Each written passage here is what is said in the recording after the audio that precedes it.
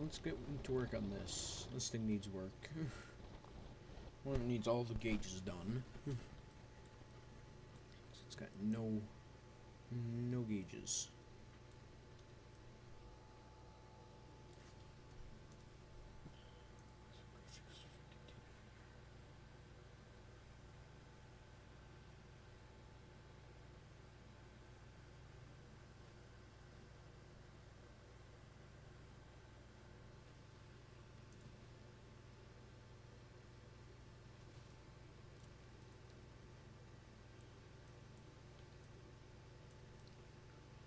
Where did I put them though?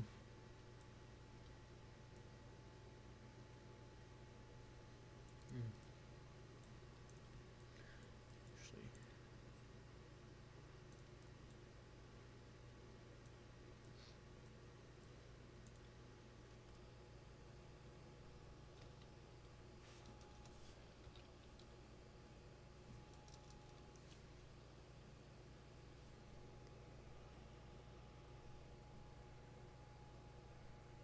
where are the here?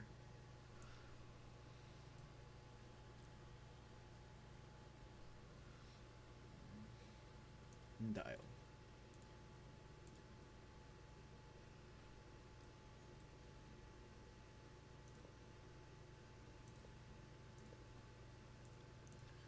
We'll do this one is left tank fuel,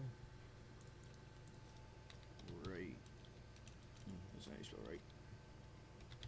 Right tank, right tank fuel.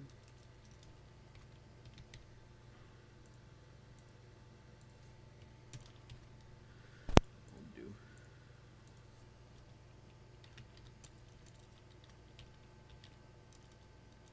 Total fuel.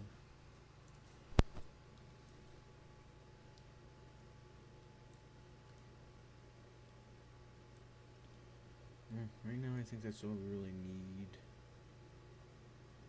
No, that should be all we need.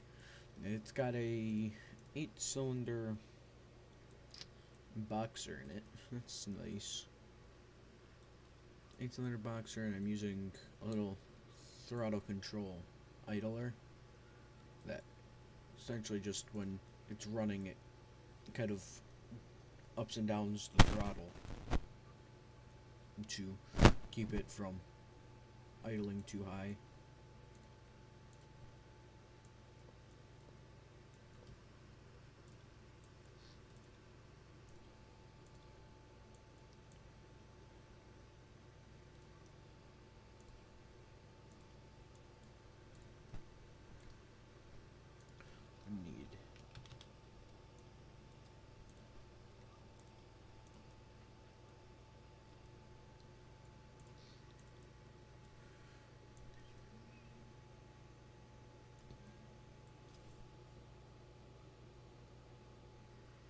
Need just take those right side.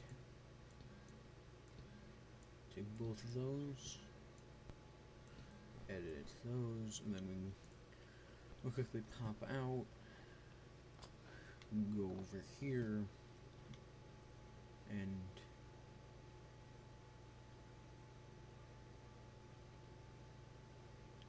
look at our total volume. So each of these, my guess is these are each supposed to be 700, and just because it just spawned and all the fuel so into the pipes will set each of those for 700. So max value of 700. 700. It should mean this value should be 1400. Okay. Now we have a way to tell the fuel. Not the most convenient way. Hey. Yeah, it seems it's just transferring some from the right tank into the left. Now if we go here, we just go. It starts immediately. Uses very little fuel. I don't like look at it.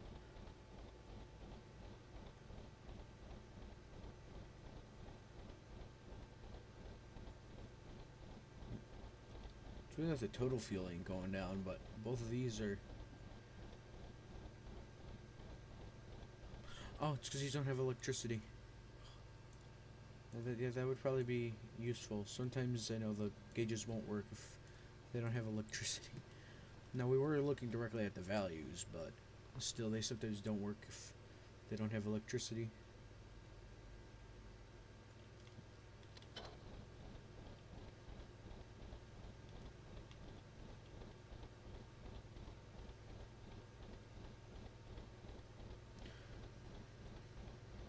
Well, that might just be... I don't know what that is. Oh, that's... Oh, I didn't even realize that. These no longer have the little fluid connector. They only have hose. Oh.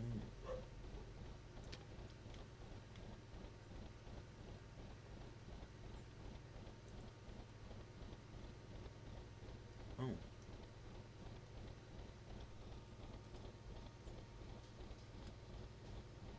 Oh, I was just spraying fuel all over the place.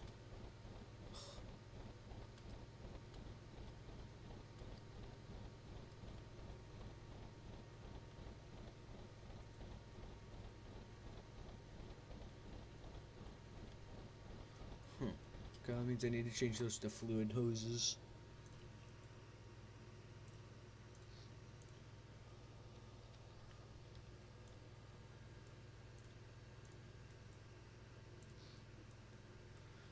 Okay, and that makes it a little bit different. Oh, yeah. What else to do that? Get ourselves an electric connector.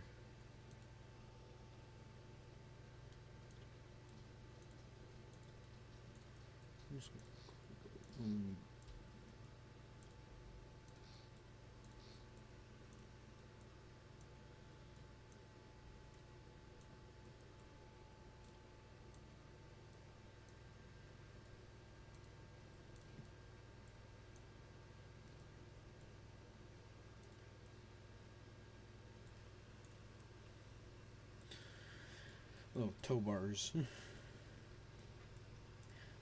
So need to get rid of that.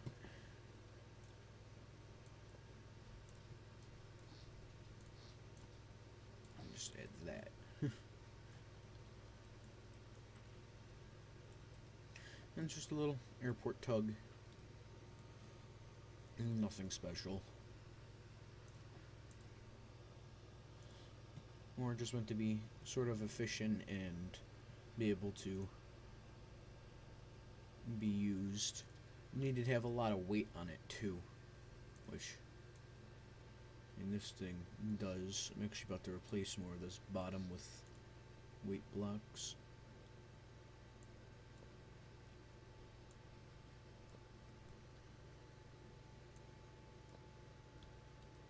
There we go. Some more back here.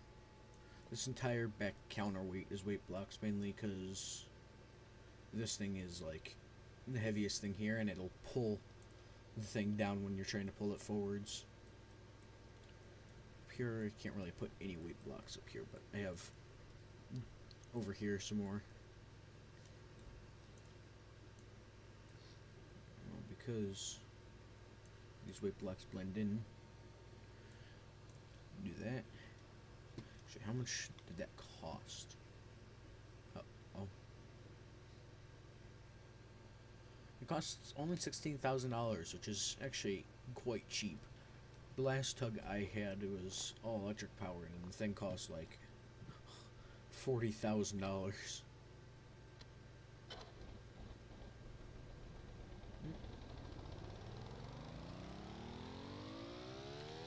The best part is if you really want to spend some fun time drifting, you can.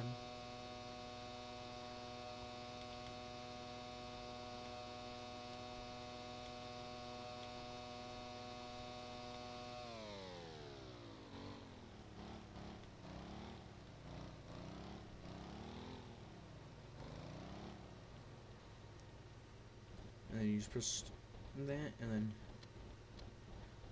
the way I found to kill it is to just stall it. because I can't really just shut it off. The way the engine's working here, you can't really just shut off the engine. Go here, and this is not. Oh, how 33,000 for. It's really only 33,000. I guess that's so cheap. How much does my Chinook cost? A lot of things in here. No, actually, let's see how much my freaking tank costs. My tank costs more than it.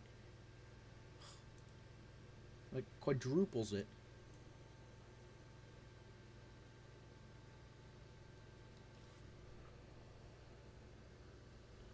So where's the Chinook? Where are you? Yeah. Yeet roll, because this was when I first started using the yaw. This thing, what? These things are cheap. This thing's not a bad helicopter, just it's not as lift heavy and fast. I mean, this thing still needs a lot of work. It has no gauges, and the cockpit needs to be painted. But the thing goes 73 knots. This is how much that's the speed I calculated it. And it has a door. It just pops down. I actually do need to slow down this hinge. Hinge moves way too fast. The problem is, in order to tow it, the problem is these things, they have to be folded, and then you tow it out of the hangar, and then you can unfold them and take off. Due to just how wide it is, because it's a tri-blade vehicle. I can just get up there. But yeah, you hook up to this one, and then this just holds that up so it's out of the way.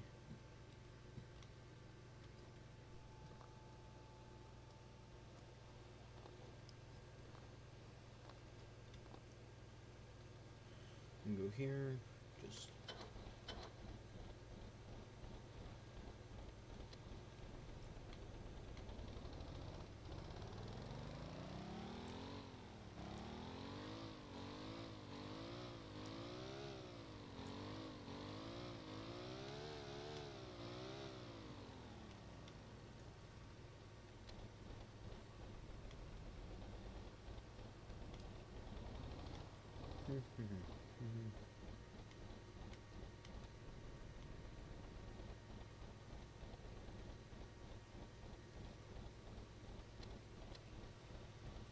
come here and just. It isn't using a lot of fuel. There we go. Now that's going down.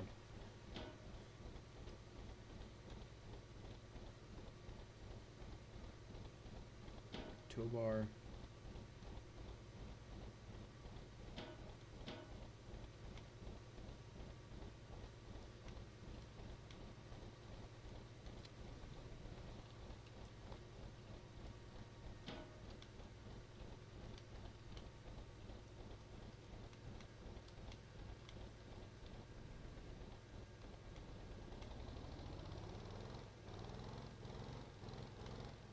Now this is to be towed out.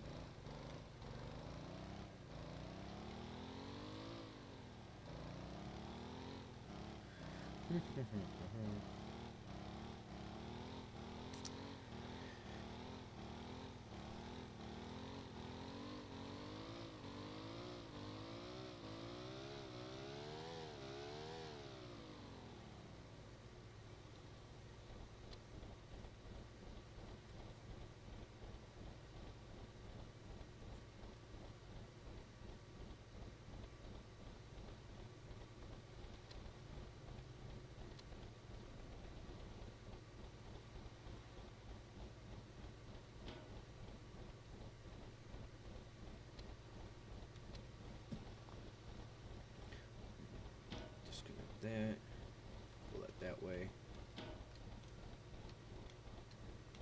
And the way I get this one up here and grab it, grab that side.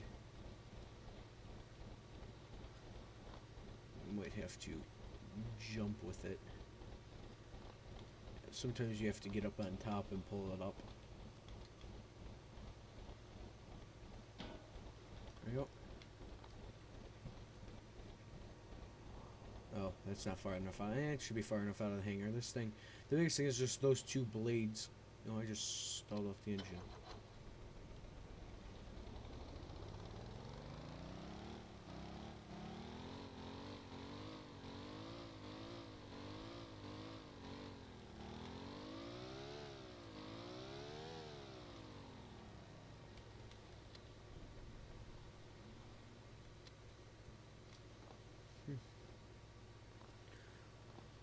First, I have to unfold all the blades. This thing actually doesn't take too much fuel. The amount of fuel it uses is actually quite low. It has a huge tank right about here that feeds its two quad chamber, quad generator turbine engines. You go up here. Both of these have to be turned on. That has to be turned on. That has to be turned on. Your throttle has to be moved up to at least 0.2, and you hold your starter for like a minute.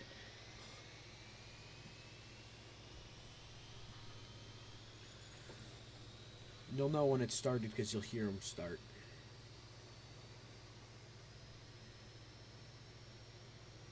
Like that.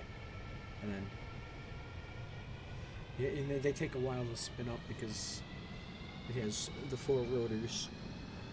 Or the three rotors. So, like right now I'm collective up. Just waiting for it to lift off. Now that we've got collective up, I'm just gonna slowly pitch forwards. We'll get out of the hangar, and then we can go full collective and pitch. The thing actually goes pretty fast.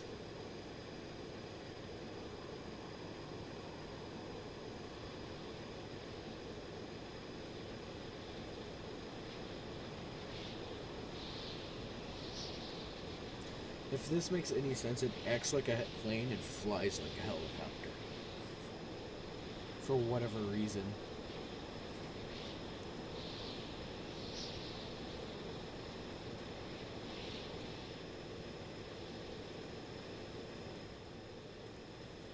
There we go. Audio's a little bit better now.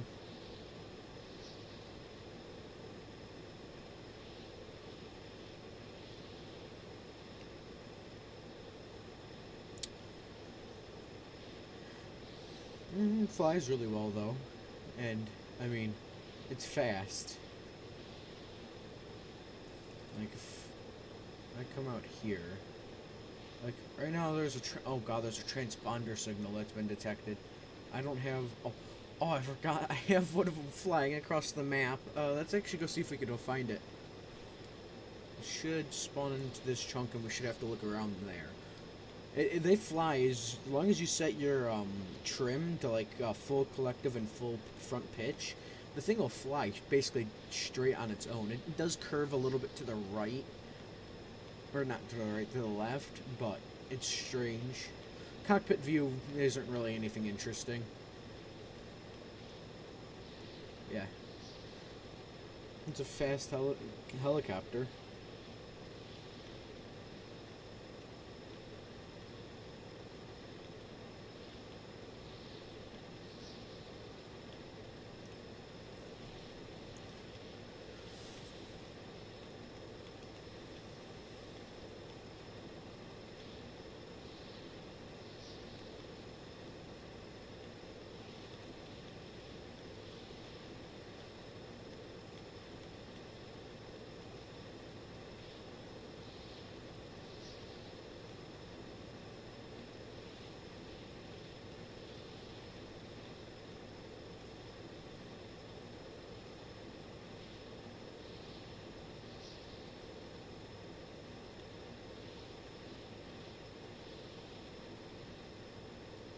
And if you look, that back rotor does not pitch or use any collective. Its job is there's a tilt sensor on the front. Because it has those three, if I was using full collective on the back, it would just flip the helicopter over. So I just used that back one to tilt it.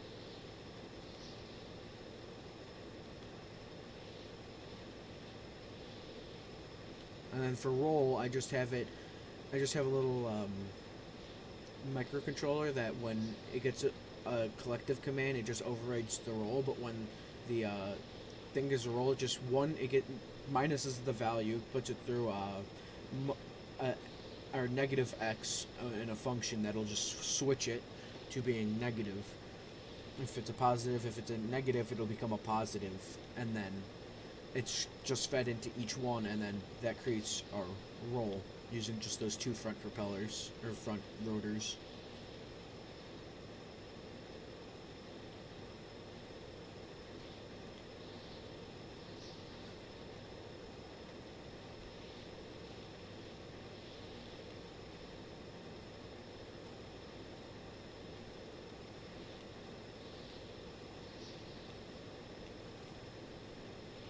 Two 2.9 kilometers out.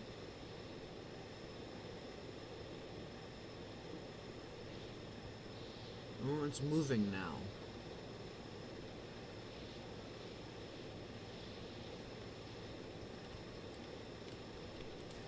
Seems to actually be moving this direction.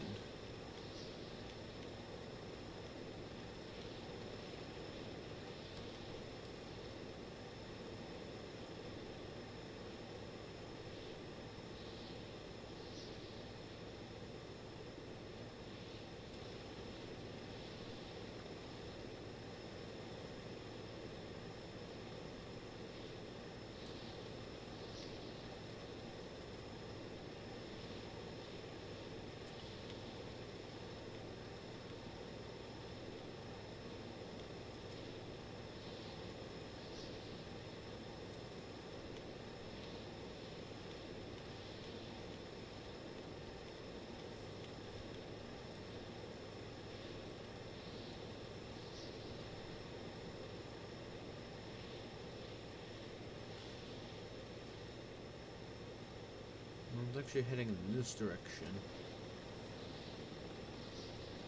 Cool thing is you can turn it because it wants to turn when it rolls. You can actually turn it just by slightly rolling.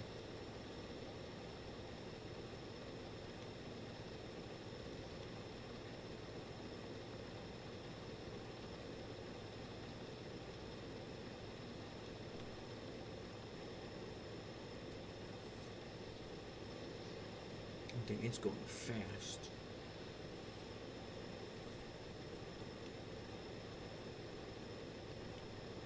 It really does not want to be caught.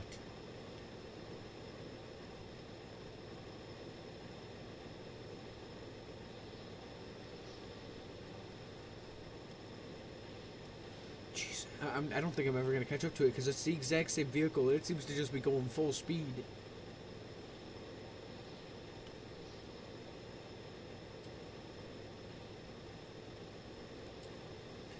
Yeah, I ain't gonna catch that. Well, let's just do this. But it flies well. Again, it needs some work though. I'm gonna wait on doing this one because I built it before the update. I'm still waiting because I still don't know if jet engines are gonna be a viable way because I don't know how much fuel and everything's gonna end up costing to run this thing because it might be cheaper to just run this thing on a large custom engine. So I'm waiting on this one to finish it. But I actually do need... I mean, I don't have much else that I need to really make other than like some trucks and stuff. So we'll head over to the mainland island. Let me just clean up these vehicles. Mainly this one, because this one needs to get saved.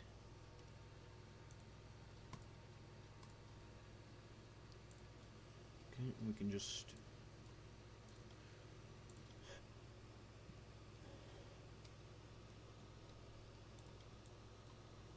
I'm gonna ignore these missions mainly because it's my creative world. But the cool thing is if you go here and you go here, you can reveal the map, clean all vehicles, and unlock all islands. Which you can then, if you go into your map, if you reveal the entire map, you get this. The map is technically infinite, but I mean, this is where everything generates, is in this area. So you got all of the northern stuff up here, which, I mean, this is actually a pretty good way to get crude oil. I mean, look, it's 2 cents up here. But if we go all the way down here, I believe it's more expensive down here. So let's see if I can find a crude oil station. Yeah. Diesel is $1 per liter.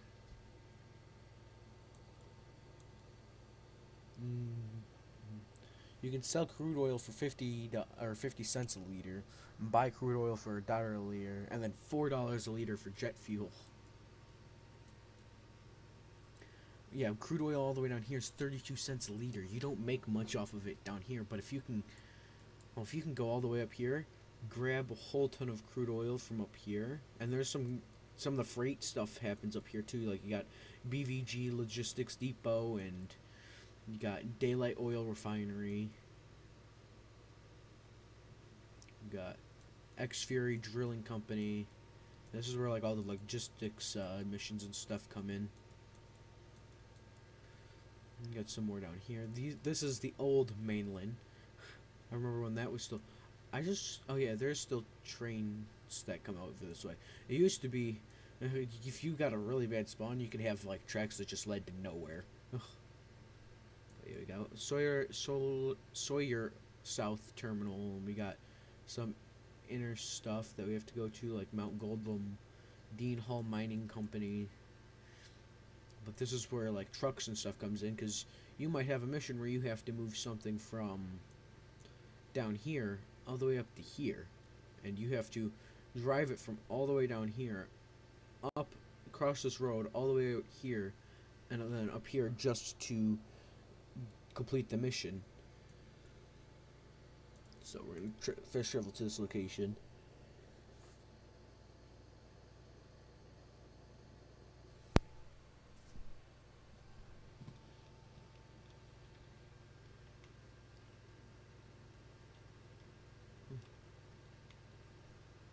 I've never been to this location. Ah.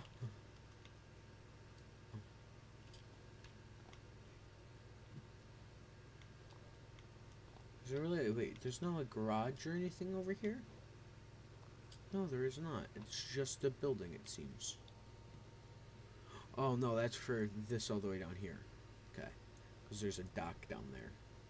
But I mostly build my stuff up here, especially when building vehicles.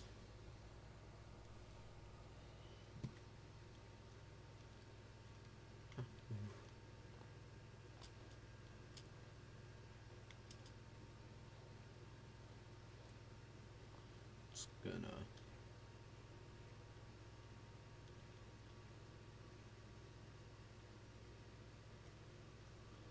Cool feature.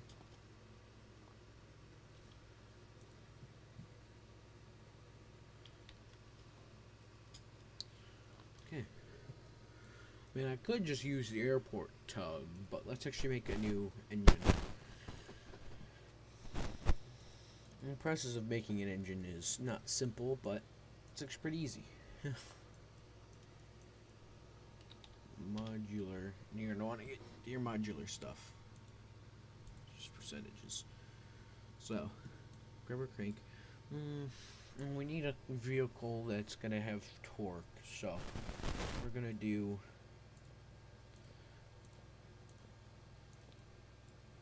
Line 6.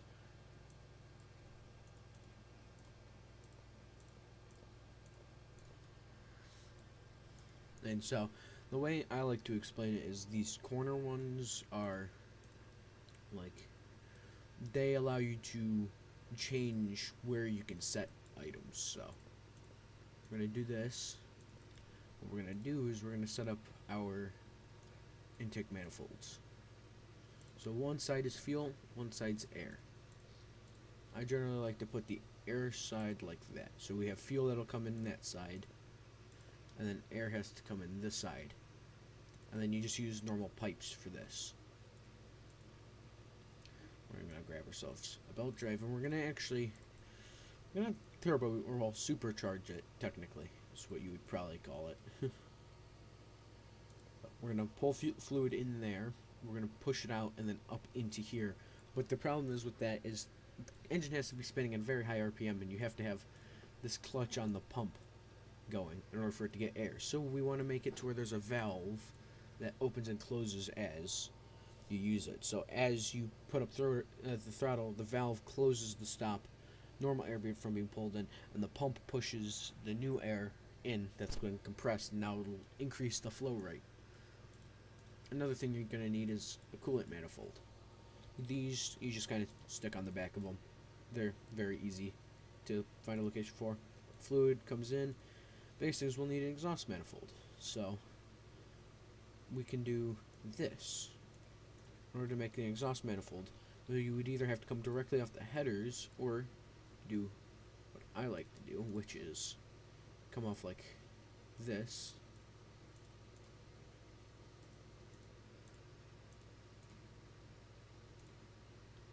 Actually, I just realized that pump probably would have been more efficient to place over here, but the problem is that would put the inlet, so we can go here, flip that.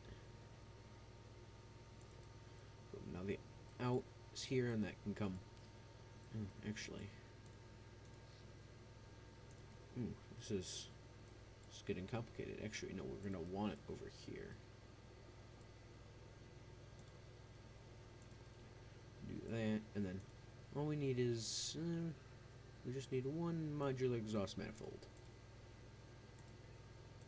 and that now connects the exhaust out. But we've actually blocked this coolant, so the way I just move the coolant is I just move it up a block with one of these, the engine manifolds, which just allow you to connect components, because if you look, it has this little 4-dot plate on it on both of those corners, and that just allows you to hook things into the engine, so you don't have to put them directly on the head. Like, you don't need 4 of these or 6 of these. I could run these all off of one, but this is going to increase the amount of fuel it can have and the amount of capabilities that it'll be able to intake.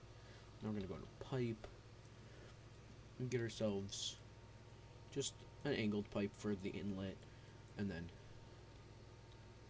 for the air, we're actually gonna go down. We're gonna go under the engine.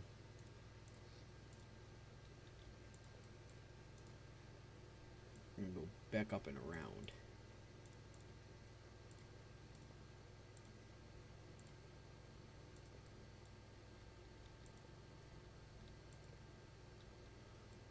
Like, don't want to do that.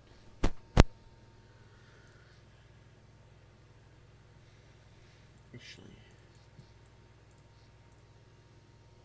probably do that. Yeah, that'll probably work a little bit better. And we just need a T.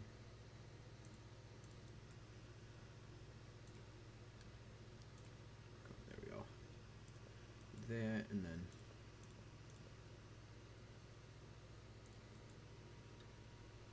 personally, I like the look of these new pipes way more than the old ones, but I wish.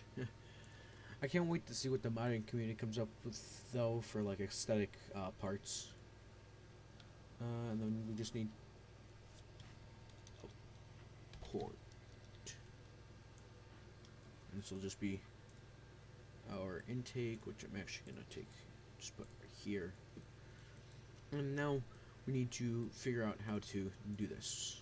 So we're going to need a valve.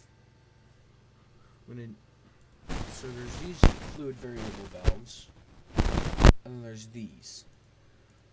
We are probably going to have to use these. These, I believe, are 2 blocks long. Yes.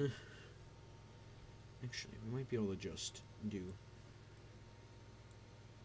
We might be able to just do something like this. We might be able to just add another port, and then we could add pressure, and that should just... Yeah. So, we're going to do that, and then now we're going to need a starter and alternator. Yeah, they're both the same texture right now, so I can't wait to see what they come up with for these. And yeah, that should be our little inline 6. We'll just put it on a little stand board. Get that. Throw that there. No, And then we need coolant. Now this pump is mostly for the coolant side. I don't really use it for that. We're going to want pipe again. Want straights and curves. And right now I don't think your engine's going to actually even overheat. But I build them anyways to be ready for overheating because they're eventually going to add it. I find it weird though that you can't actually overheat. Block that. So I can real quickly put down this radiator. And this is actually a pretty compact engine. Like these, for the amount of power they can make, and for how compact you can make them, I think it's actually a lot more useful than what you would normally think. Like you would think they're not all that. Oh, I just realized that port is actually in the way. We'll just do this. We'll redirect that port downwards so it doesn't interact with anything.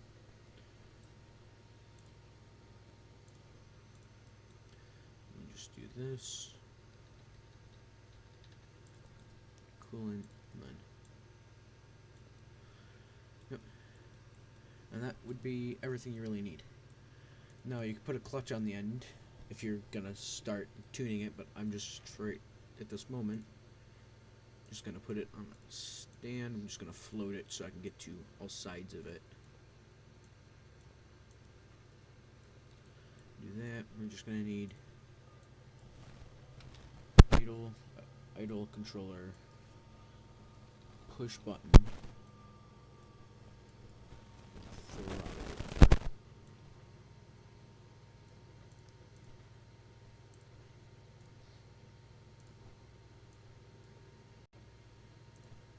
And then a battery.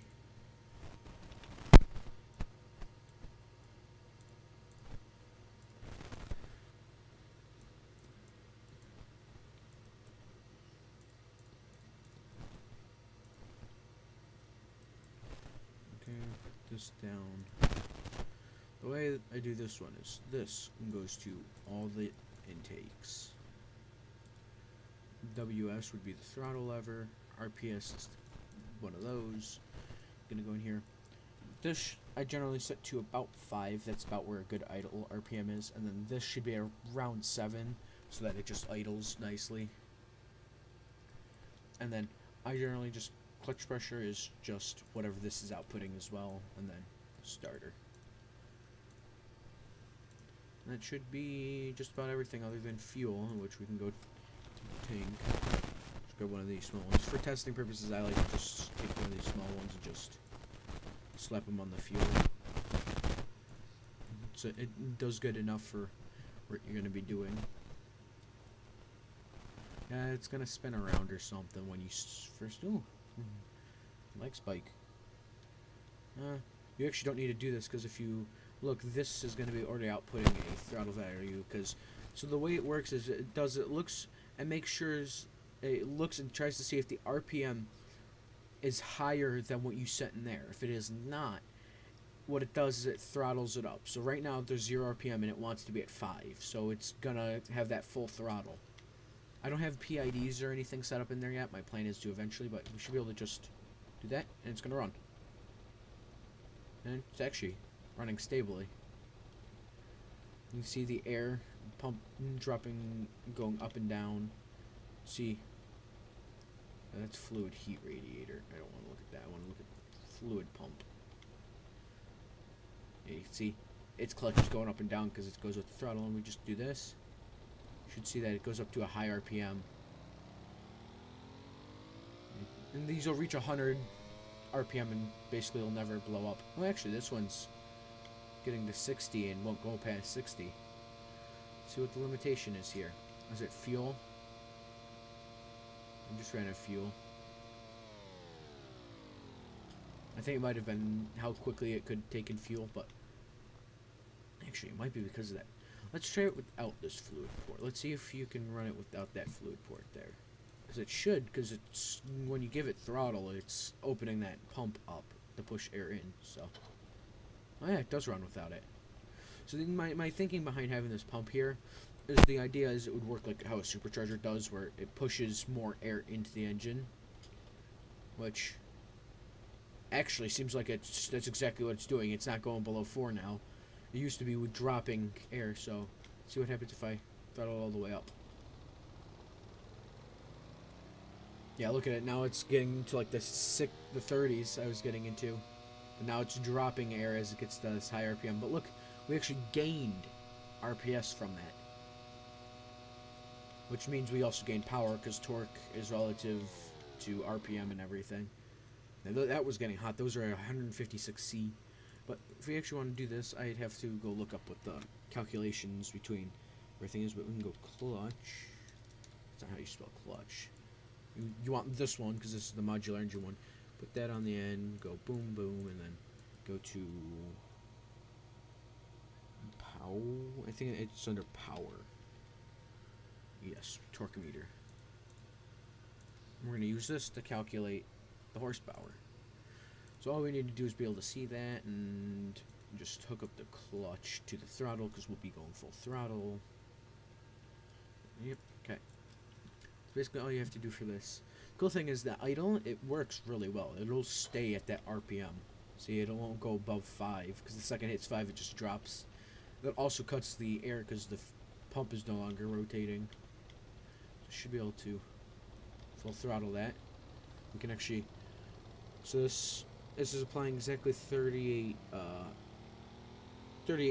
meters, or probably 38 foot-pounds of torque.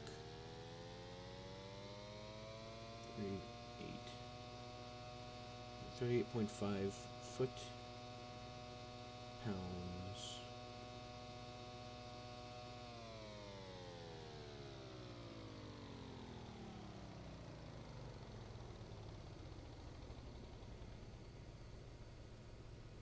To horsepower calculator. We should be able to just throw in the torque, and it'll tell us how much horsepower it's making. Torque in foot-pounds. I'm going to just say this is 38 foot-pounds, or that this is in the measurement of foot-pounds. That is not how I wanted to do that.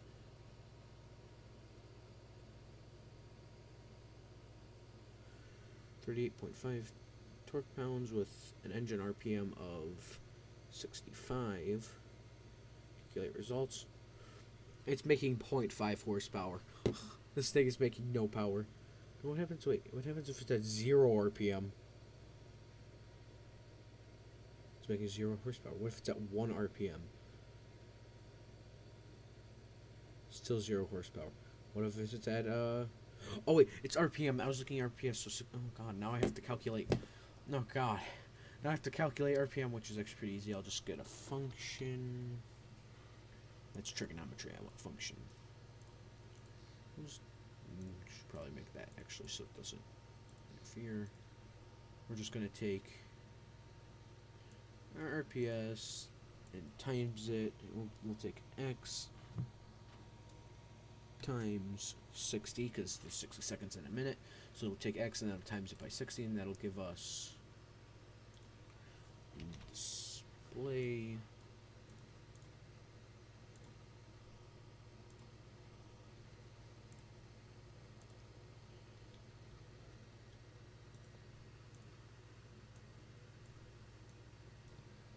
Take that and go.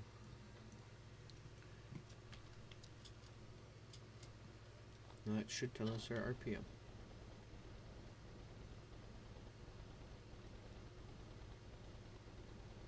Oh, yeah.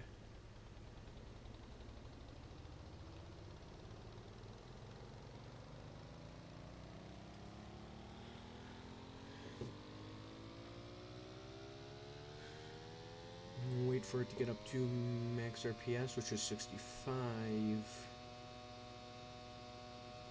We'll call it 4,000 RPM. 4,000. It's making 29 horsepower.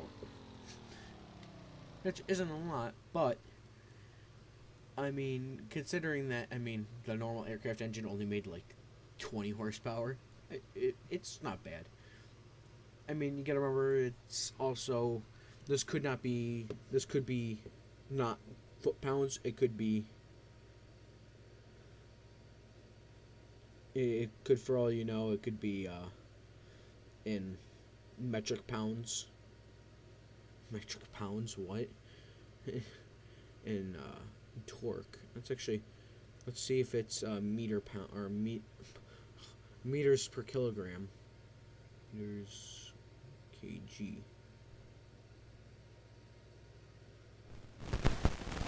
This should tell us meters per kilogram.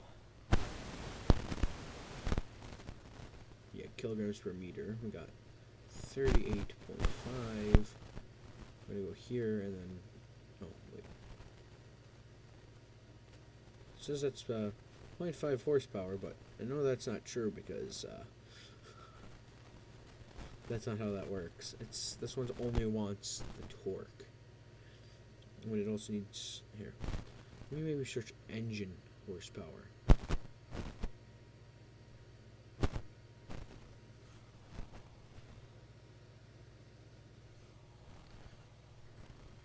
And it's the same one I just used. Well, let's actually just see how we calculate meter or kilogram meters.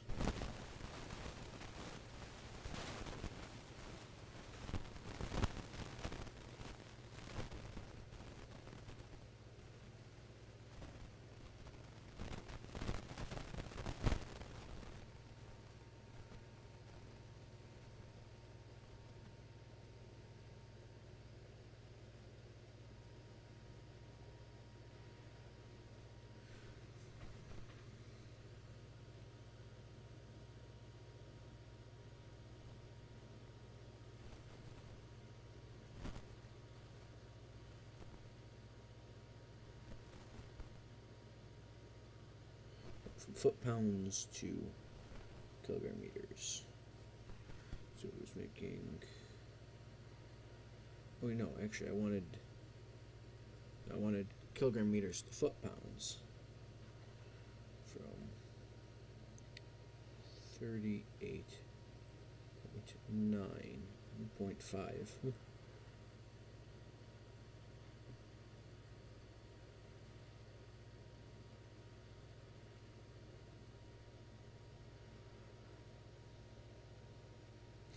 Oh, okay. So yeah, this is probably in kilogram meters, knowing this game uses metric.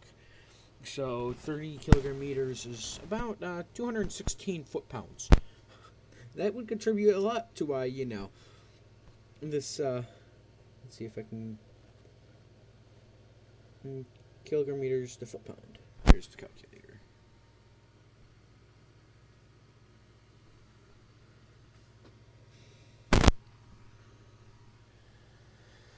There we go. Kilogram meters of 38.5 kilogram meters. At 278 foot-pounds. So we now know it's 278 foot-pounds of force at 3,000 RPM.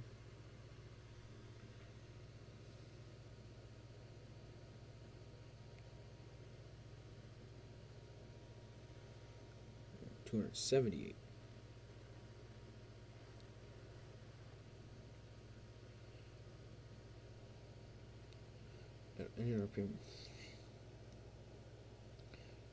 It's making 158 horsepower.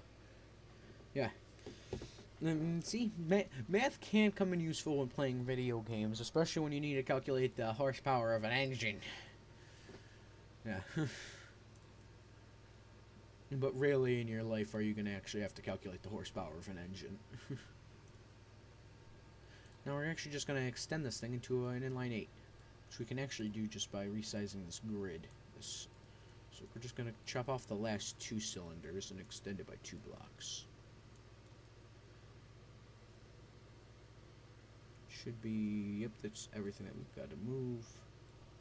Just going to go move, cut, we're going to paste that there, clear that grid. We're going to make this too wide, and we're going to move grid over here, cut, paste, and then paste again. And then we're going just remerge all that, and then boom, now we have an inline 8. All the connections still intact. Except for these two, apparently, because I just copied them in. Okay. Now, theoretically, this should make more horsepower. We'll see. We'll see if it makes more horsepower. Again, because horsepower is relative to torque and RPM, we can calculate it by taking torque and RPM.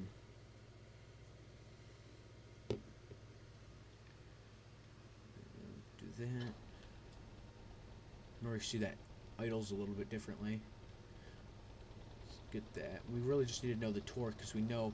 Well, actually, we need to know how what RPM it runs at as well. You can already see it's making less torque. Making less torque at less RPM?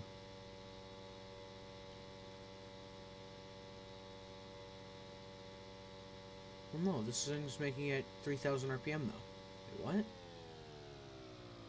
Oh wait, no, was that supposed to be at 4,000 RPM? That was supposed to be at 4,000 RPM.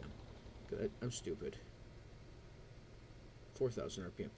This results are... It's actually 211 horsepower with the inline 6. So we'll go back to the inline 6 because we know that one's better. Go there, cut, clear, resize grid. You can go back, cut, move that, paste, and then... So we know this engine runs, and it actually runs decently. So we're going to actually build our vehicle around it.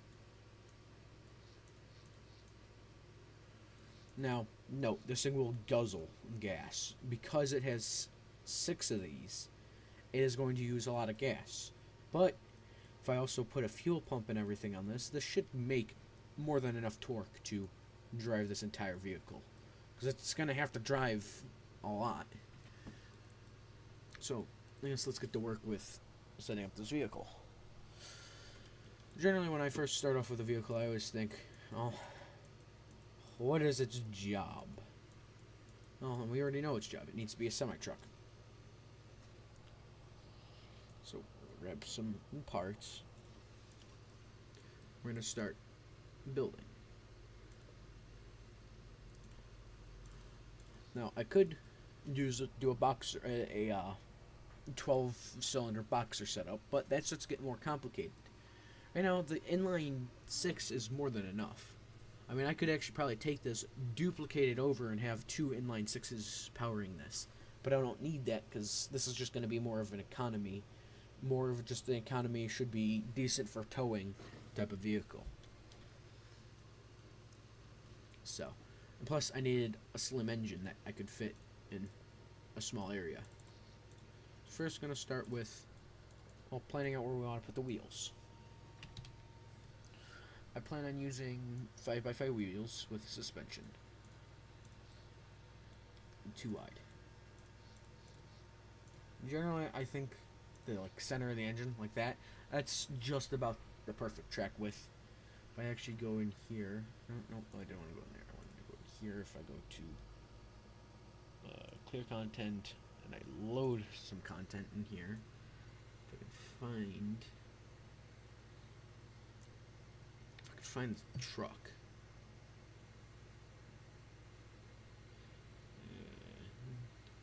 Half track, there's a Mustang. Here it is. This semi. They're going to be basically the same track width.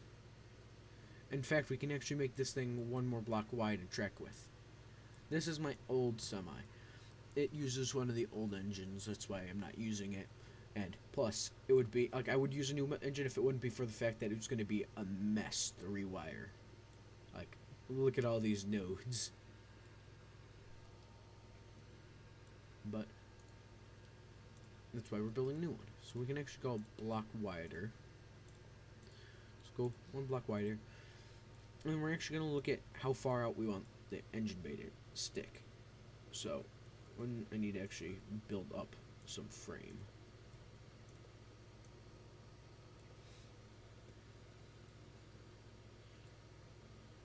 I mean, actually, we might probably just do a flat nose like truck. obviously not using that radiator. Plus, it would probably stick out a little bit more, like more like that. Well, let's start with making the baseline.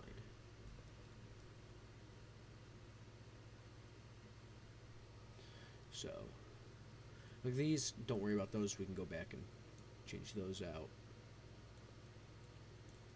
So, I generally go through, kind of put in our wheel wells,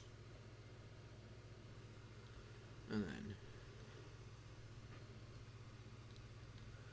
do that. We do that. We got ourselves some wheel wells, and we know about how far back we have to go. I say normally I put the cabs about here or here. Generally about here. That's about how wide I want the cab. Forgot I have to put a line of blocks here to place these.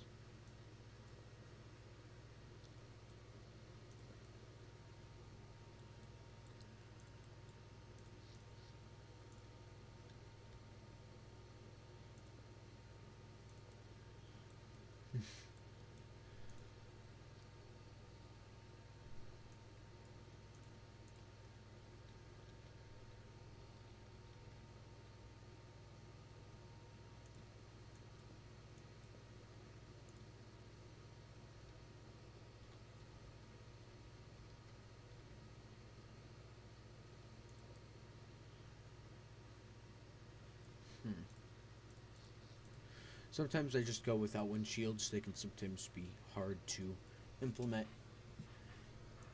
So we'll start with, well, figure out how we want a windshield. Generally, these are actually pretty fast to design. The biggest thing is just making it actually look nice.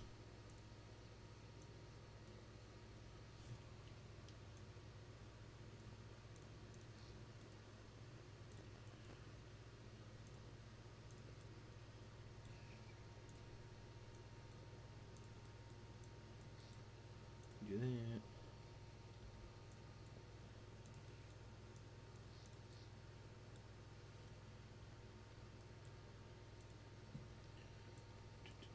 Go here.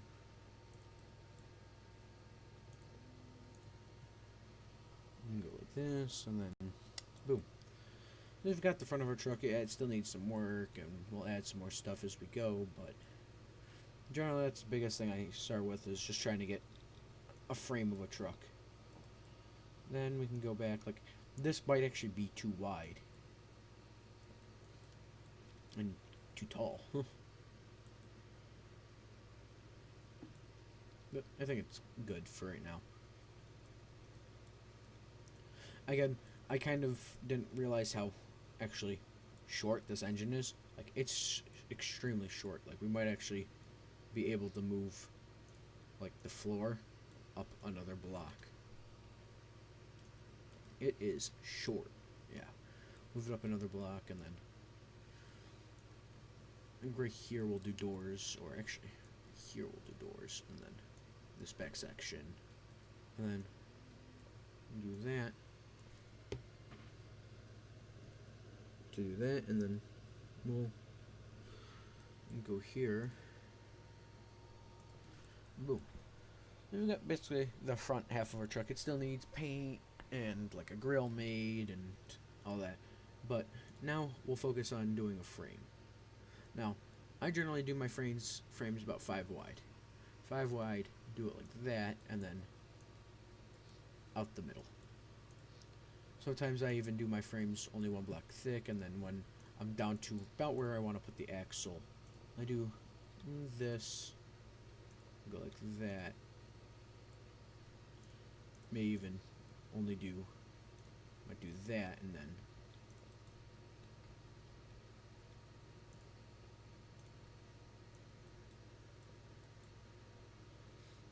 but this is about where I'll put my wheels. Start by putting one set in, and then looking at maybe putting another one in.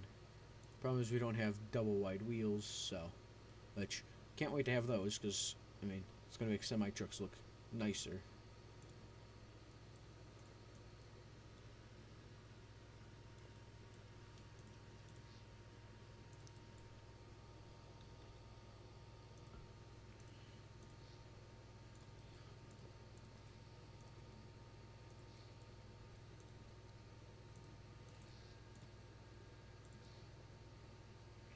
Tempting somewhat to try to see if we can get double wide, but really can't, unfortunately. So we'll do more like this. Undo that.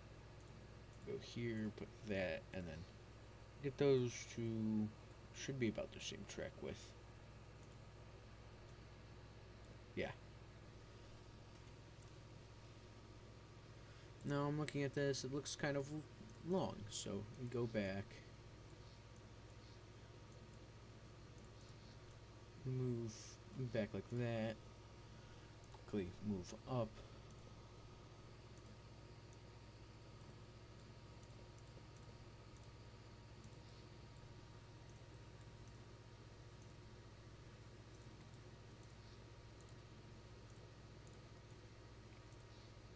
And then we do this, and this is just for tire spacing. Put another one in there. Delete those.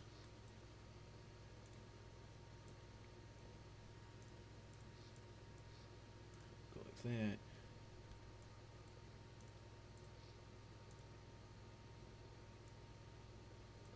Like that, and then we can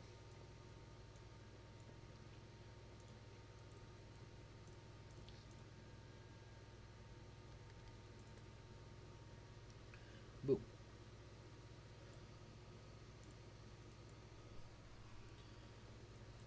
And then sometimes if I feel that might not be looking right, I'll do the double frame rail design. Or maybe even just have another rail that comes up off of this one for like this back area. But we actually do need a platform up here for where the hitch and everything will be. So I'll actually end up doing something similar to what I was gonna do, but extend it out 2 blocks, go like that, and then just have some rails that come back down onto this, and then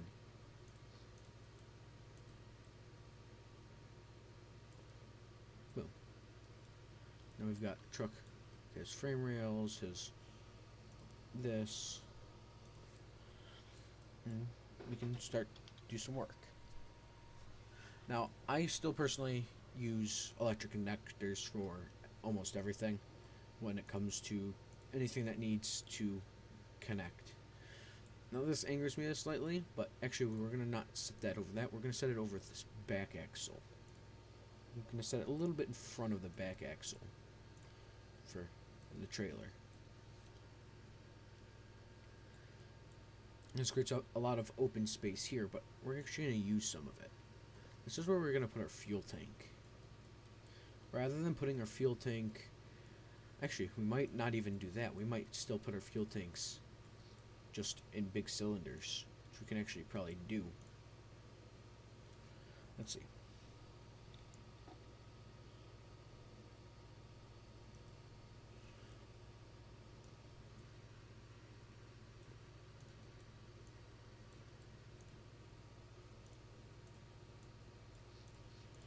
We can actually do ovals.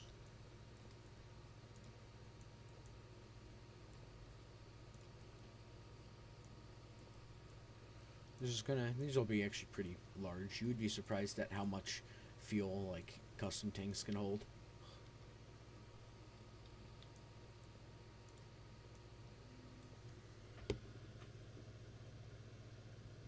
Go here.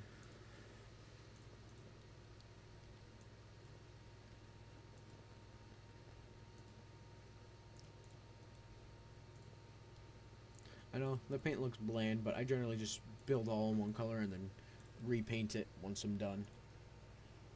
I don't like the way that looks. Maybe the more squared off tank will look better.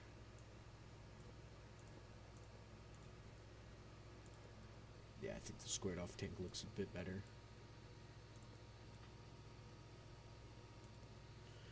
And then this is basically the truck. It's basically all we really need until we start going through aesthetics and stuff, which happens generally after we build the entire thing. Now we need a couple of things. First, we need a driver's seat.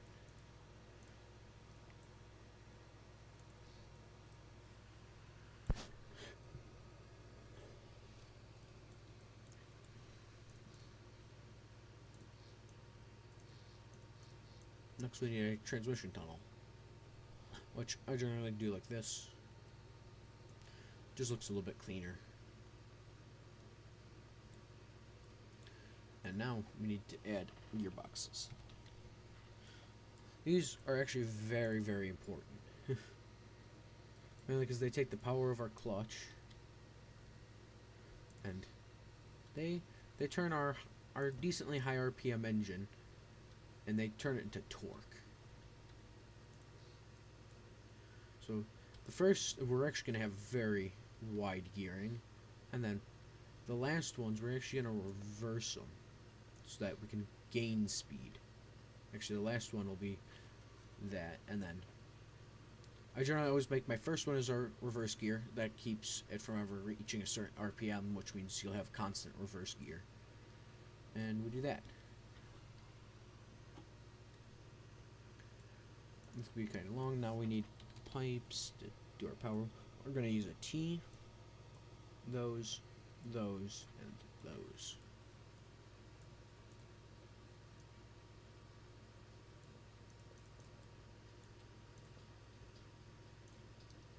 Put a T here.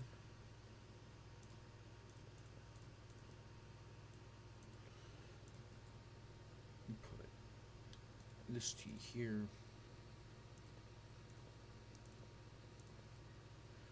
Boom.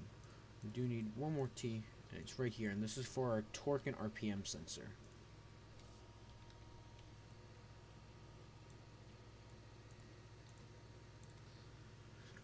This is how our auto transmission is going to work. First, we're actually going to go get auto. So I have two different auto gearboxes. I have one that has reverse drive, gear number, and all that. This is what I mostly use. And then I have this. This is my very old auto gearbox that literally just takes RPS and has max of 4 gears. This has 4 gears and reverse.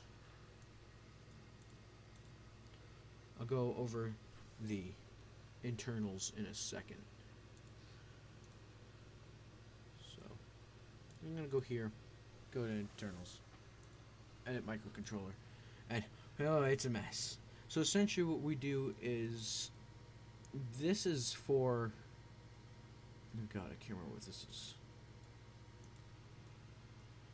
Oh, this is the up and down counter for the shifting and everything. It's, it's a mess.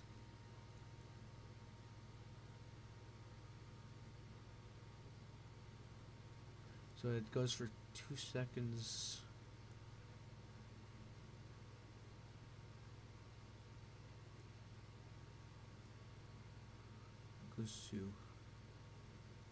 It goes to the resets. So every 2 seconds it resets these. And then it adds the number. Oh wait. Oh my god, I just realized this. None of this actually works, I bet. I bet the gear counter doesn't even work. Okay, well, up here though is what we need. So here what it does is it takes the RPS and it literally just keeps comparing it. And if it compares, it goes and it changes it. So yeah. But your gearing, the way it is it's additive. So when it shifts up, you want it to shift upwards in speed, and it adds that speed. So it can make a car that shouldn't go fast go fast. So generally I always set this one should be ratio 2 should be your 1. This will never get hooked up to anything other than the reverse. So if we go here, This is reverse and drive. All this does is essentially just tells reverse to turn on. And we got 1, 2, 3, 4. Got 4 gears, and then this 5th one is just a reduction gear to keep it from going too fast. Let's go first, second, third, and fourth. I'm actually going to go back in there because I think those are messed up. So 1, 2, 3, 4. Unless I actually made these ones. No, these ones are correct. And the other transmission, it's not 1, 2, 3, 4. It's like a weird combination. But now we're going to go here. So generally, for first ratios, we're going to go all the way to this. Except for this last one down here. Because this one, if you do that, that's going to actually speed it up because this is reversed. So instead of it being for every 3 turns, it turns the wheels once. So actually for every 1 turn of the engine, it turns the wheels 3 times. So you don't want this one to have anything on it. This is only your overdrive gear, which I generally only set to like 3 to 2. Because you really don't need much, and you're rarely ever going to hit that gear. So first, generally what I do is for this, it really is only going down to 2.5. And then for this one, you'll just go down to 3 to 1. This one, it'll go down to that, and then this one, it just goes down to straight down the 1 to 1. And that generally works because you're turning each of these off and essentially taking them down the 1 to 1, which decreases the gear ratio. Next thing we need is the RPS. The RPS of the transmission. Because what we need to do is we're essentially setting at what RPS we want this to shift at. So let's say maybe at 5 when this hits about 45 RPM, this is at its basically top speed. That's the max the engine will go. You find that RPS and then you put that and you set that so that when this shifts, so once the engine hits 55 RPM, it's going to shift down. This is going to bog the engine down, and it's going to start accelerating again as the engine comes back up to revs, just like how an actual car's transmission would work. But that means we also need some stuff. We need a dial, if I can actually spell. But we're going to grab that, and we're just going to slap that there. We really only need it just so we can see what the output number is. Like that. And then W and S. We're just going to hook everything up now. We're going to need idle.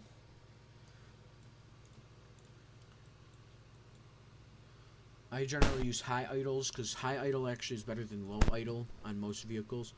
Because if you have a high idle, what happens is when you go to shift in the gear, you're less likely to stall it. But if you have a low idle, you're way more likely to stall. There we go, and that should be everything. Clutch pressure is, that's gear number. Based on engine RPS.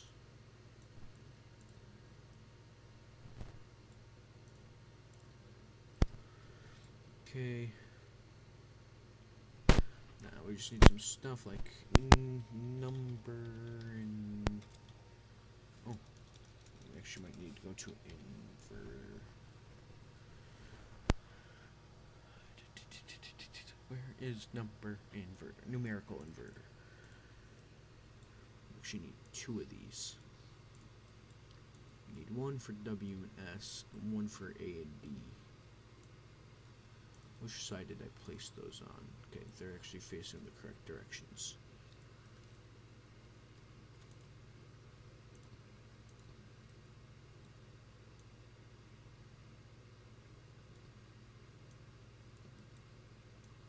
And this one will be our variable brake.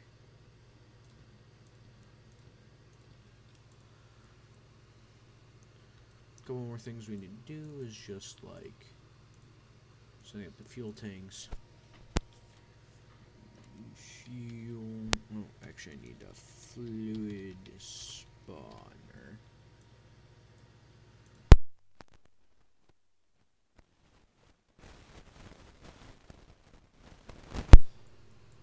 Come here. Go boop, boop. We're gonna need a fluid port. Fluid port, pump.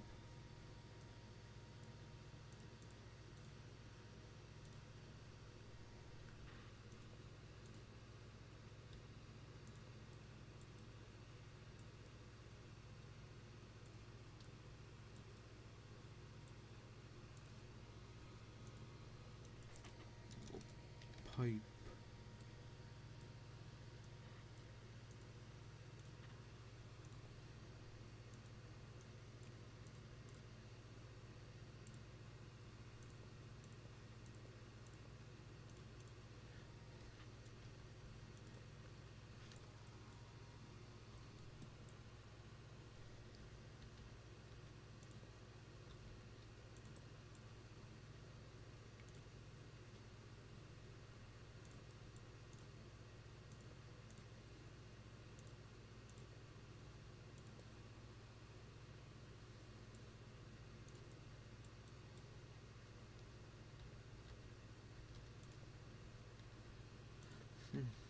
Just gonna go up and over the transmission, not interfere with that.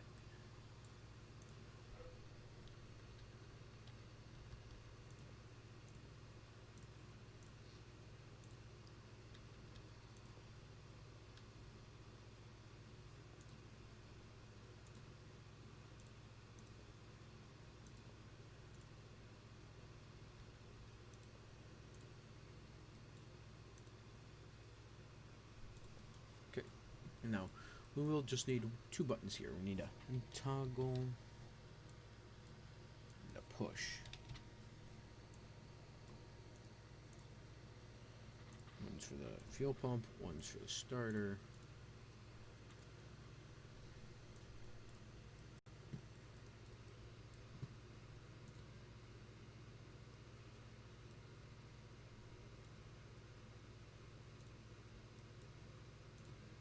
We actually do need one more toggle button.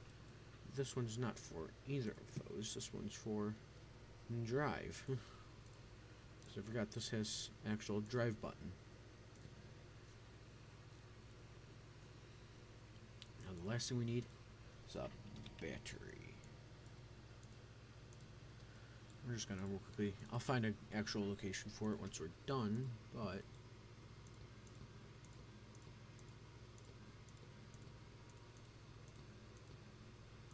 this is just how I will tune the gearbox real quick.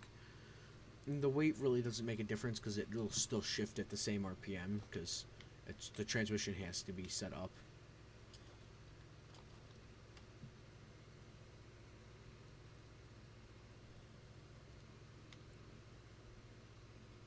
Okay, no, I set up the steering wrong. And plus, these freaking wheels really need to be stiffer.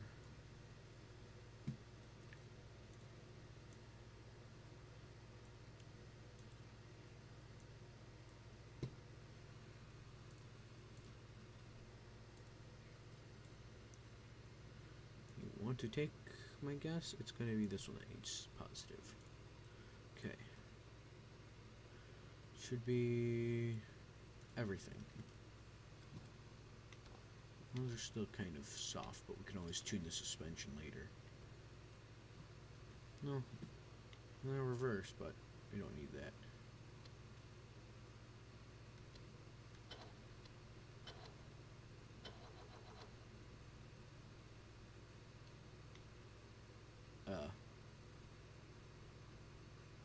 Oh, I missed the exhaust port.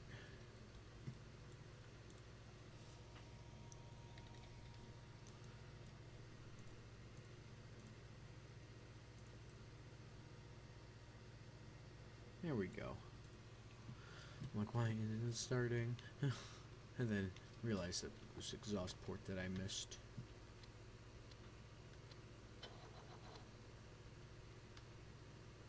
Oh.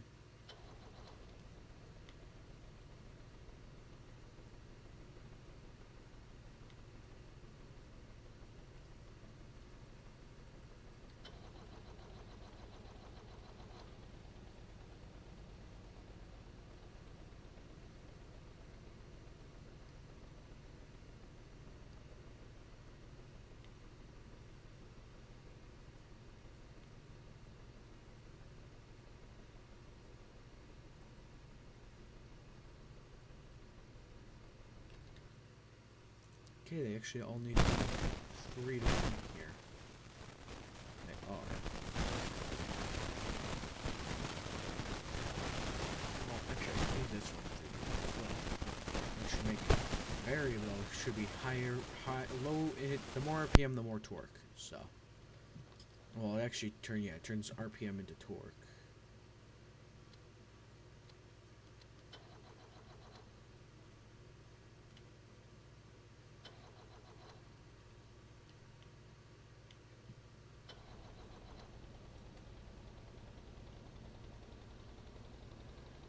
You know, it might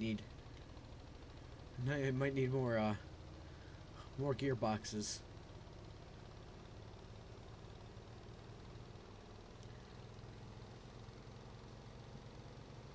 Oh, and also would help if, it actually had a way. No, it should still have a way to dissipate heat.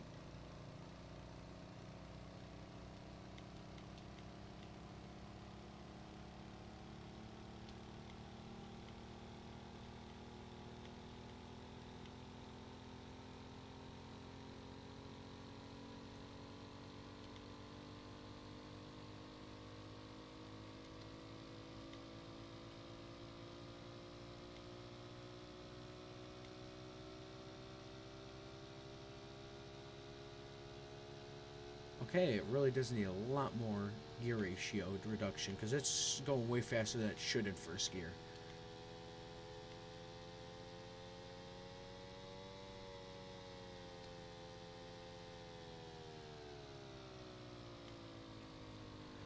No wonder it's like unable to drive.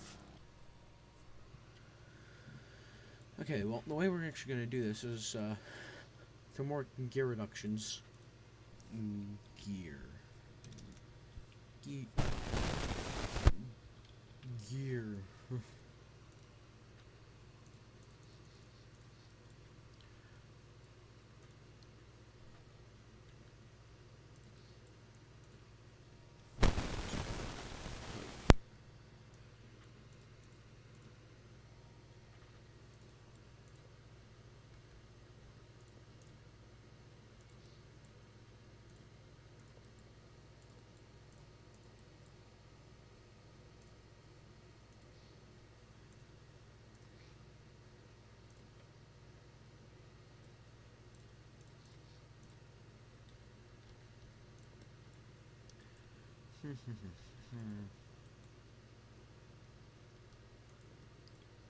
I might be on streaming War Thunder later. You all are prefer watching. That.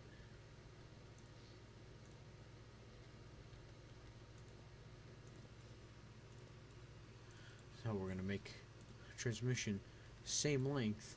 I'd have way more gearboxes.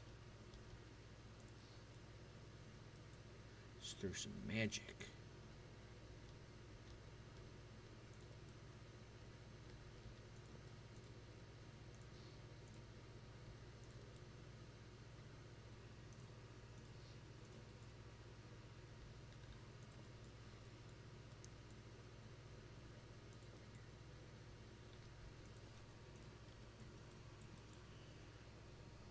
That can get very confusing very quickly.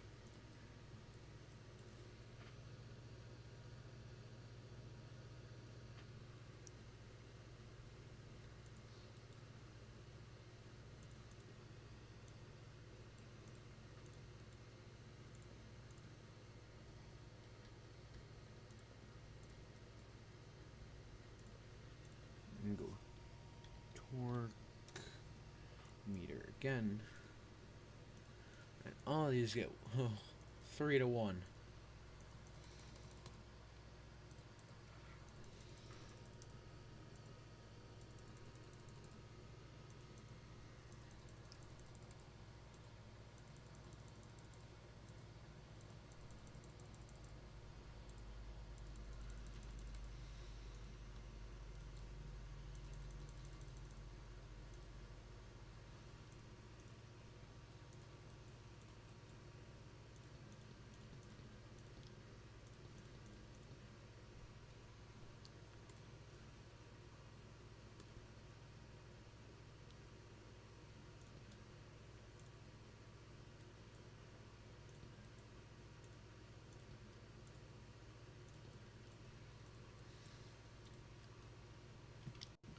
Because in an actual car, you would have the differential, which also then even more drops the gear ratio. But here, you have to use the transmission.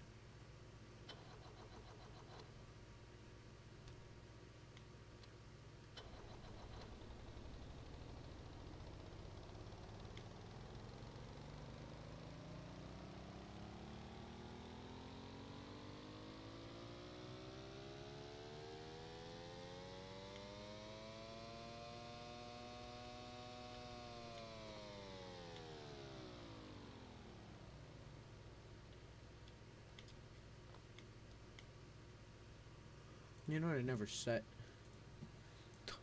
that. That's why it's idling so weird. Okay, did I? What have I done that? Why? Is it just now the gear ratio is just so extreme? Let's just set that the 1-to-1. Might just be so extreme now that it's only going to move like a millimeter every 3 years.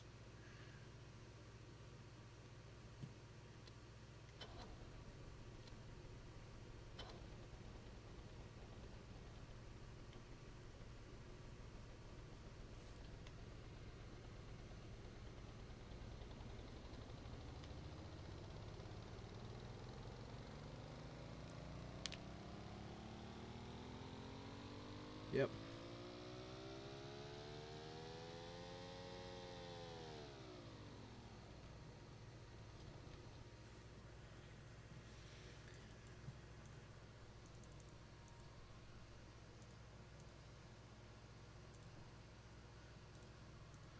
Yeah, that's gonna change the gear ratio a lot. I also don't know why the engine keeps stalling, but it might be because, you know, it doesn't have high enough RPM.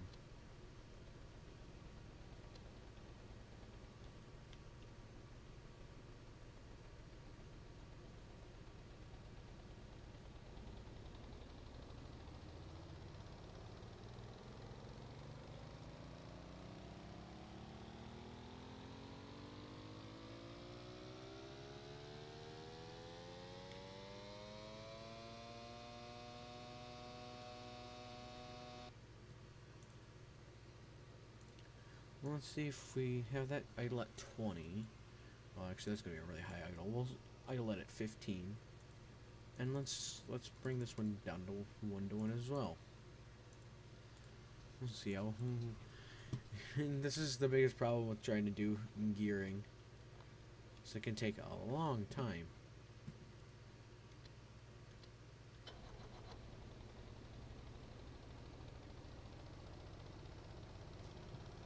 To get up to idle.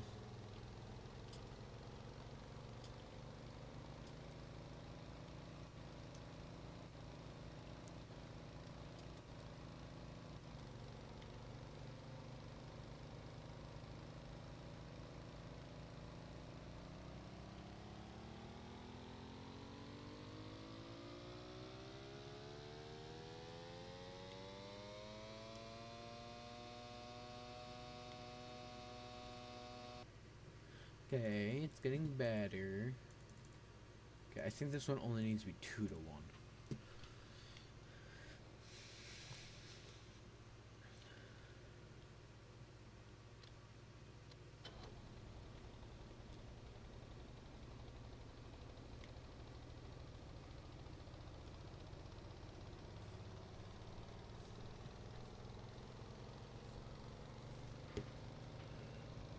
Let it warm up and get up to idle.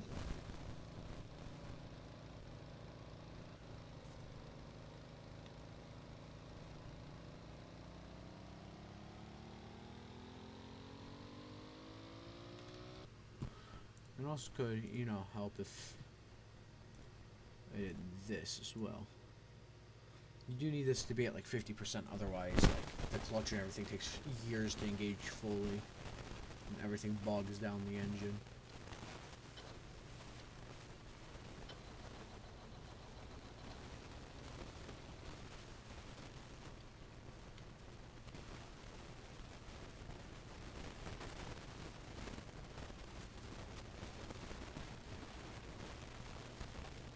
I might need a way to have the clutch be a little bit more easy on the car. The biggest problem is just the gearing and all that. Might actually just have to restart this and make a different engine. Yeah, let's make a different engine. Well, let's actually do an airplane. Let's go modular engines. We'll do. No, scroll. We'll do a two-cylinder or a 8-cylinder radial. Meaning we'll have cylinders all the way around the vehicle. That's exhaust manifold. We want engine manifolds. So we're going to need it. So the way we're going to do this is we'll have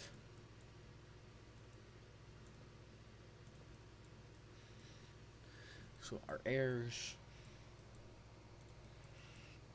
I'm going to do these. Actually, these are connected, so we can actually just do this. The biggest thing is we need to grab both of those.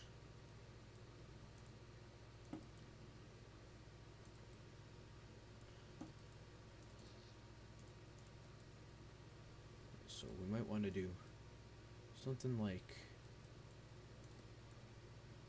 that. Yeah. And then do it somewhat like this. Have the manifolds come out back.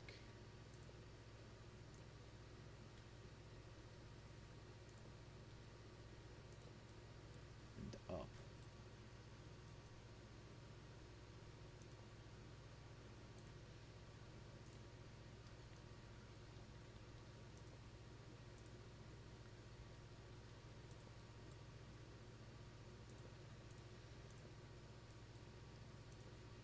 Or we can then do this and have ourselves a throttle body. Oh my god, this thing is already looking weird, but honestly, it's kind of thin. And the biggest thing is coolant, but this one's actually should be pretty easy. We just have to figure out how to get the coolant in, which I've actually left ports for, which exhaust gas still needs to get out of. Well, we only need the adjacent ports, so actually we can do that by doing this. Leave those there. Actually go like this. Have a circle of for the exhaust, or not for the exhaust, for the coolant.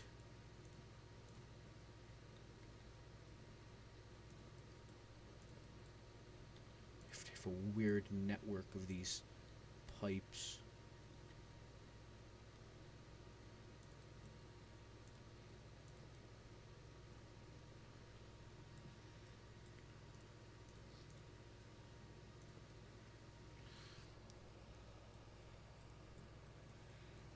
Okay, now exhaust manifold time. Which we actually need. Well, 3 of these 4.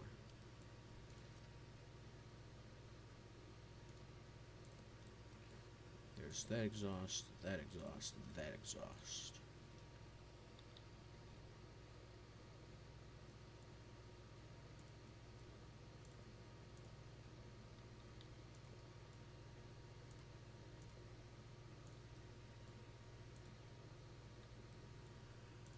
Which I think we're just gonna actually end up running all the exhausts just off.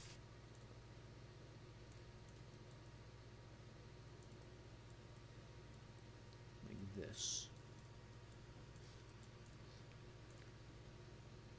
This one actually has to go down and under.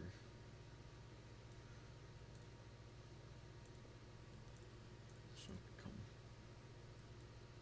over. Same with this one.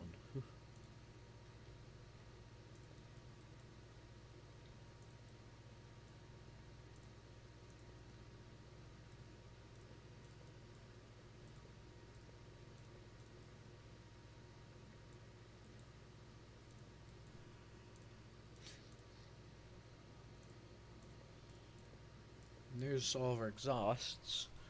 Oh god, this is getting like a really complicated, or really quick for all these engines.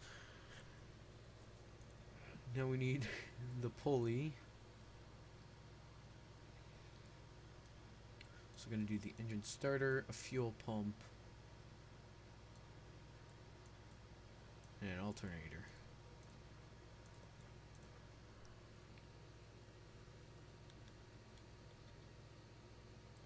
She can't do a fuel pump, so we'll just do an alternator and a starter.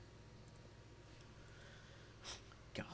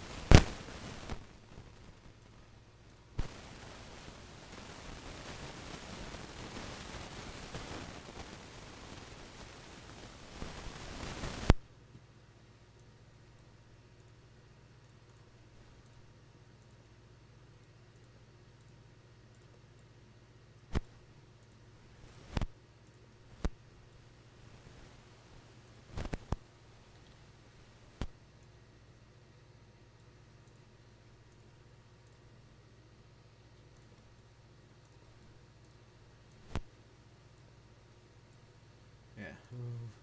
It was like freaking playing Jenga to get all that fit in there. Well, it was not a T.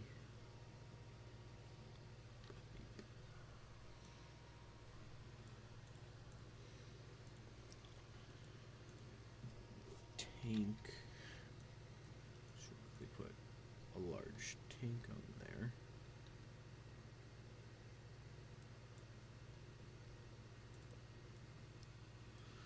Oh my god.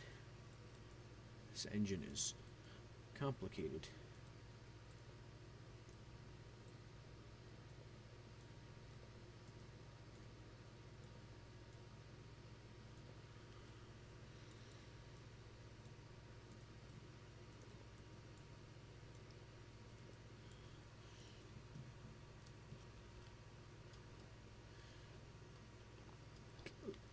Just look at how straight that is. Like, I mean, it's definitely not the most like organized or well done, but hey, it'll work. If you really needed an aircraft engine that produces some power, first we're gonna go get idle, battery. We're gonna get throttle. Push button,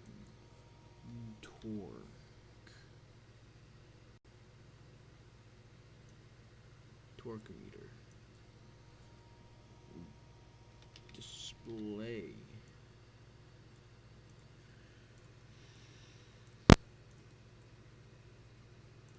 throttle lever, that.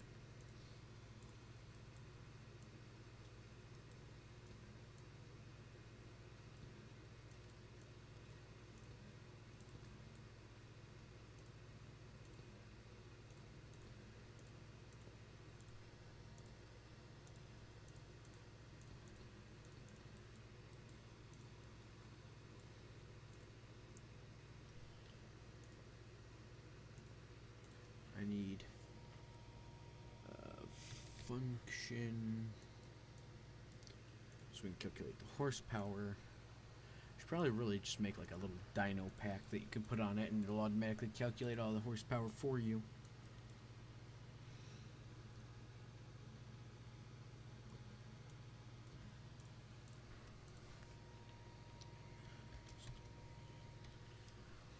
max times 60.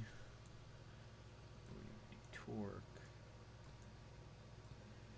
Okay, that should be all that we need. I should probably also set the idle.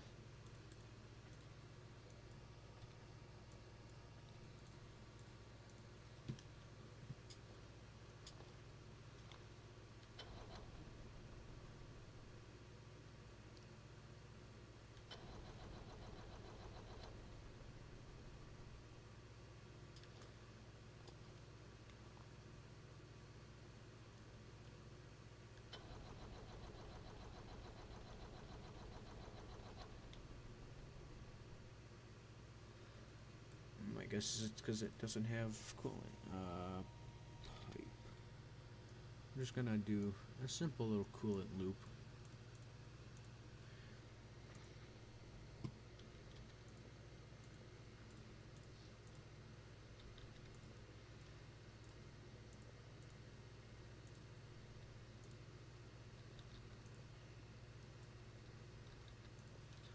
There we go.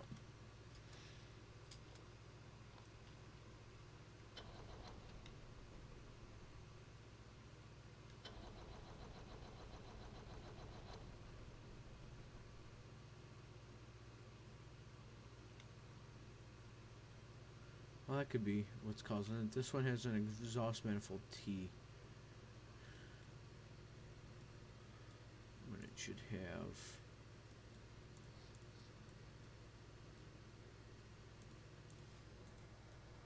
engine exhaust manifold T. Should not have that. Okay, oh, I need modular. It should have these. Modular engine manifold T.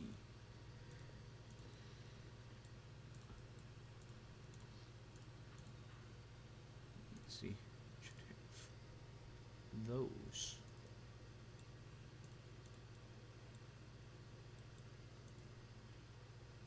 Modular exhaust manifold T.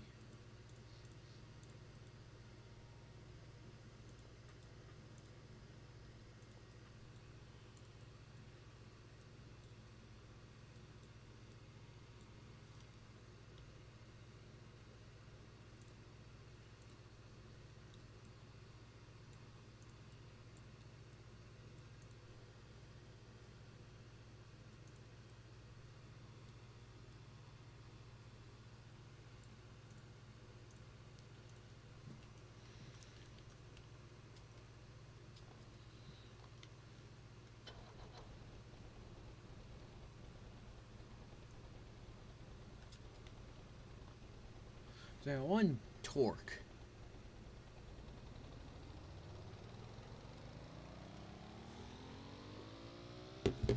At no RPM apparently, because I don't have the clutch set. That's why it's making one torque.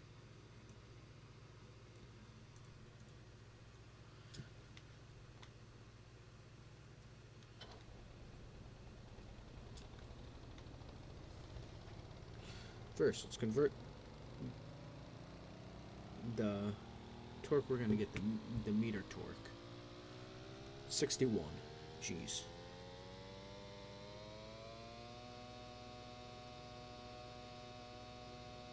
$441 foot-pounds of torque, Jesus.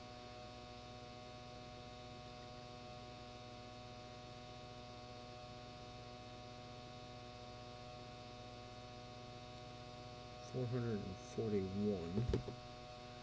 at call it 5,500 RPM.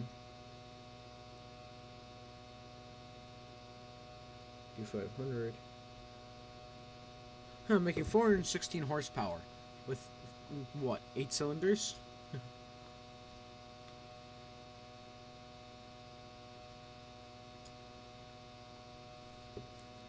No, I feel like 401 horsepower. Yeah, no, yeah, it'd be 400. If for 61 kilogram meters, geez, yeah, that's making this thing makes a lot of torque. I should be putting this in my truck. And it's going 90 RPS, so yeah, it would be going basically the max speed that engine can go. Yeah, look at that. Look at that temperature just climb and not explode. Oh, I think it just ran out of fuel. Yeah, I ran out of fuel. So that's going to have to change in the future. I can't wait to see how they're going to do the exploding of the engine parts. It's insane. Well, I'm probably going to stop the stream. I've been going for 2 hours. Ah, that was loud.